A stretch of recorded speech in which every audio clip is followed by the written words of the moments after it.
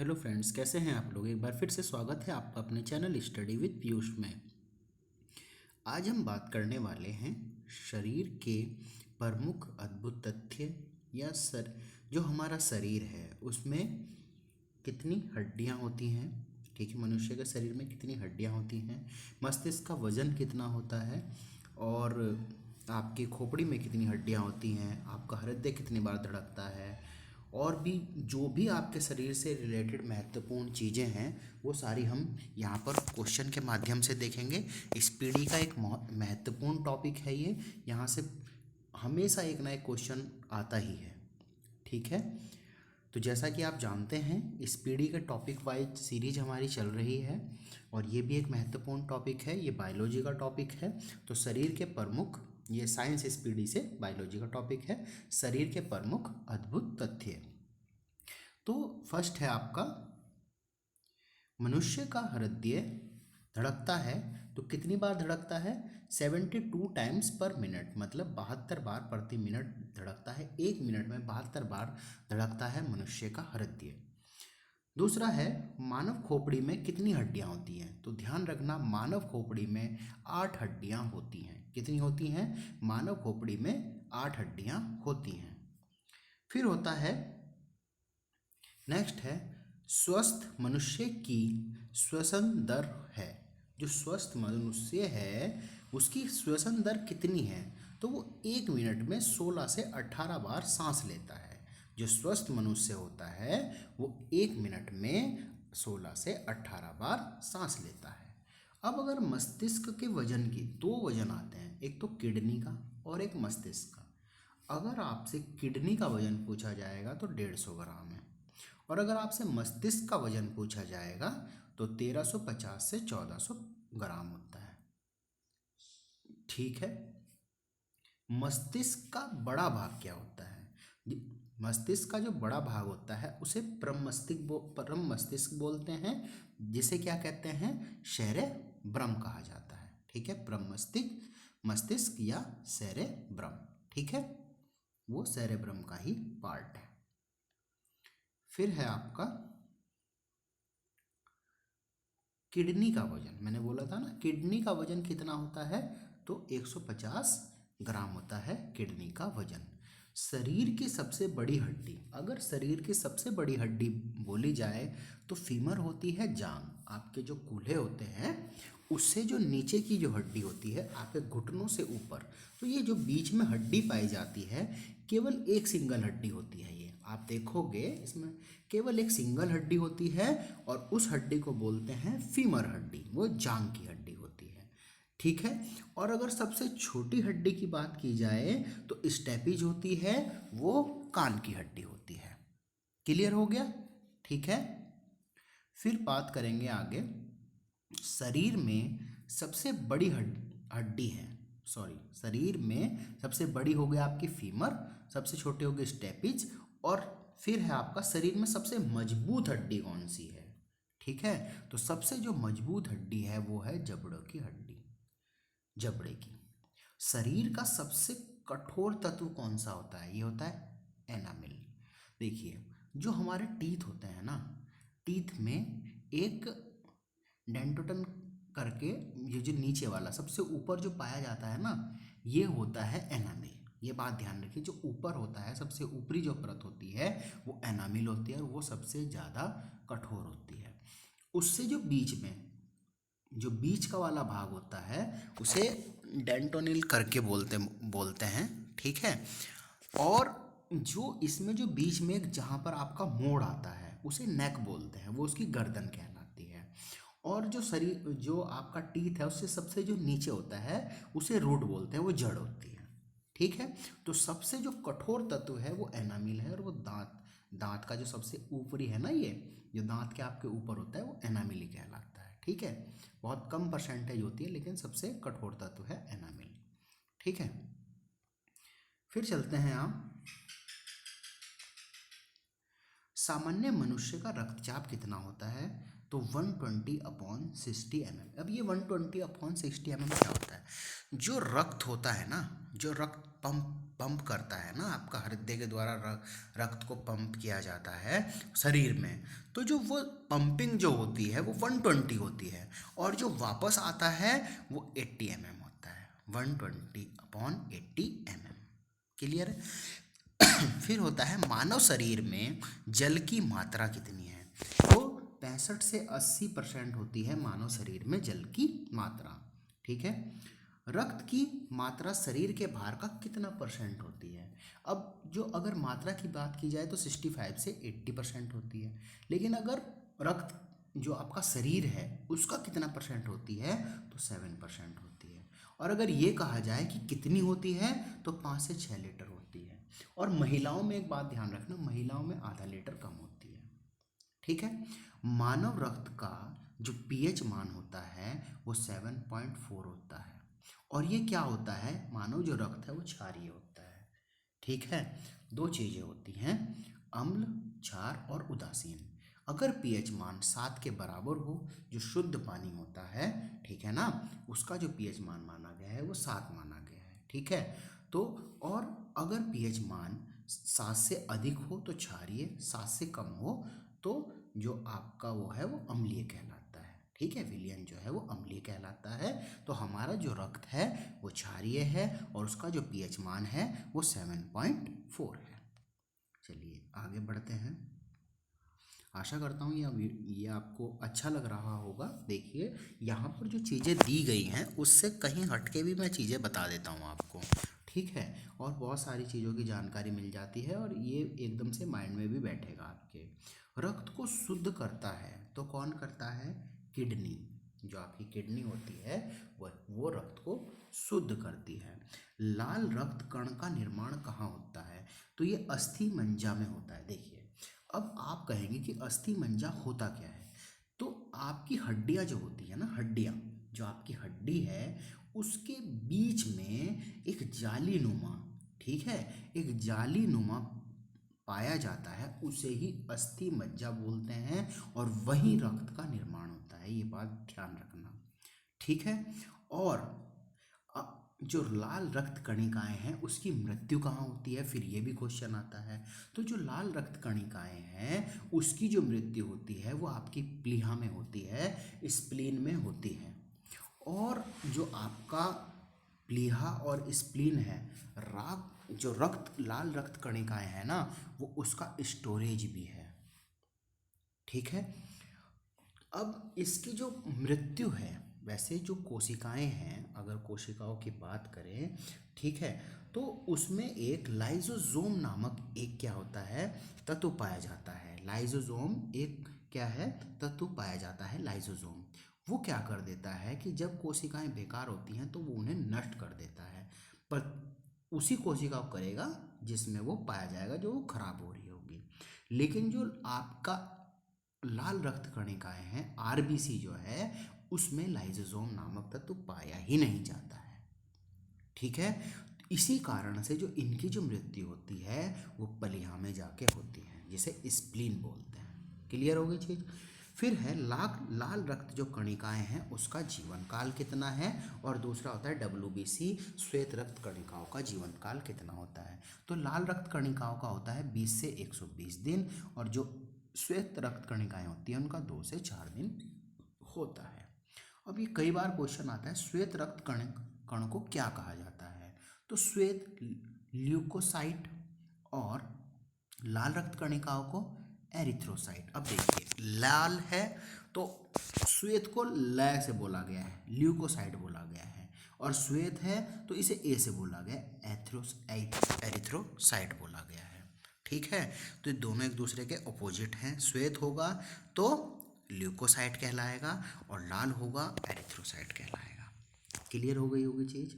ये भी चीज क्लियर है। चलिए, शरीर का ताप जो है नियंत्रण करता है, सीधा सीधा है, हाइपोथैलम नामक की एक ग्रंथि रहती है, वो शरीर का ताप नियंत्रण करता है। ठीक है। ग्रंथि का एक चैप्टर होता है, ठीक है ना, तो उसमें अलग अलग आपकी ग्रंथि बताई गई हैं। तो एक हाइपोथैलम नामक ग्रंथि है जो शरीर का ताप क्या करती है, नियंत्रण करती है।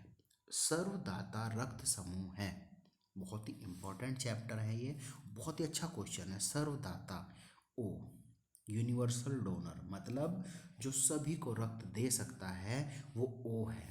और सर्वग्राही कौन है? जो सभी को जो सभी से रक्त ग्रहण कर सकता है वो होता है ए बी। अब इसका कारण होता है, जो आपका ब्लड होता है उसमें दो चीज़ें पाई जाती हैं, एक एंटीजन पाया जाता है और एक एंटीबॉडी पाया जाता है। ठीक है, सही है। जब हम इस रक्त समूह को डिटेल से पढ़ेंगे, जब बायो को डिटेल से पढ़ेंगे तो इसके बारे में आपको अच्छे से बताऊंगा कि इसमें जो एंटीबॉडी है वो ए में कौन सी एंटीबॉडी पाई जाती है, इसमें कौन सा एंटीजन पाया जाता है। तो इसी तरीके से आपको ये बिल्कुल क्लियर हो जाएगा कि इसे रक्त सर्वदाता क्यों कहा जाता है और इसे सर्वग्राही क्यों कहा जाता है। अभी इतना जान लीजिए, सर्वदाता जो रक्त समूह है वो ओ है। ओ मतलब ओ, हम ओ से बुला रहे हैं ना, सबका दाता। आपने देखा होगा ना, जिसकी हम ज़्यादा रेस्पेक्ट नहीं करते हैं तो उसे क्या कहते हैं? ओ। तो क्या है वो? सर्वदाता है। सर्वग्राही कौन हुआ? जो मतलब दूसरों को रक्त देता है वो क्या होता है? आपका सर्वग्राही होता है। ठीक है, जो सभी को रक्त देता है। फिर है रक्तचाप मापने का यंत्र कौन सा है? तो हमने ये जो यंत्र अभी पढ़े थे कि कौन सा उपकरण कहाँ पे यूज होता है, वहाँ पे ही बताया था। स्फिगे मैनोमीटर, स्फिग्मे मैनोमीटर, ठीक है, स्फिग्मो मैनोमीटर होता है रक्तचाप मापने का यंत्र।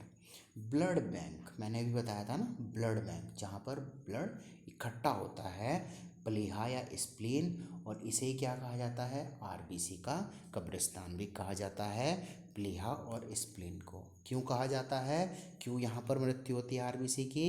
क्योंकि उसमें लाइसोसोम नामक तत्व नहीं पाया जाता है। ठीक है। भोजन का पाचन प्रारंभ होता है, कहाँ से प्रारंभ होता है? मुख से। अब आप कहाँ से कैसे प्रारंभ? मुख से आपने खाया, फिर आपकी जो नली होती है, जो गले की नली होती है, उसे बोलते हैं ग्रास नली। ठीक है, ग्रास। दो चीज़ें होती हैं, ग्रसनी, एक ग्रास नली। ग्रसनी वो होती है जिससे सांस लेते हैं, ग्रास घास, घास खाने का होता है ना, जैसे घास खाते हैं, तो वही है, उसी से रिलेट कर सकते हैं, खाने की चीज़, मतलब ग्रास नली। फिर आपका ग्रास नली में जाता है, ग्रास नली के बाद आपका अमाशय में जाता है, अमाशय के बाद आपका छोटी आंत में जाता है, और छोटी आंत में आपका क्या है? पूरा पाचन बिल्कुल कंप्लीट हो जाता है। फिर भोजन आपका बड़ी आंत, मतलब बड़ी आंत के थ्रू जाएगा, लेकिन केवल जो बड़ी आंत में होगा केवल जल का अवशोषण होगा, फिर आपका वो मल गुदे के थ्रू बाहर निकल जाता है। ठीक है, ये है मेन। ठीक है ना।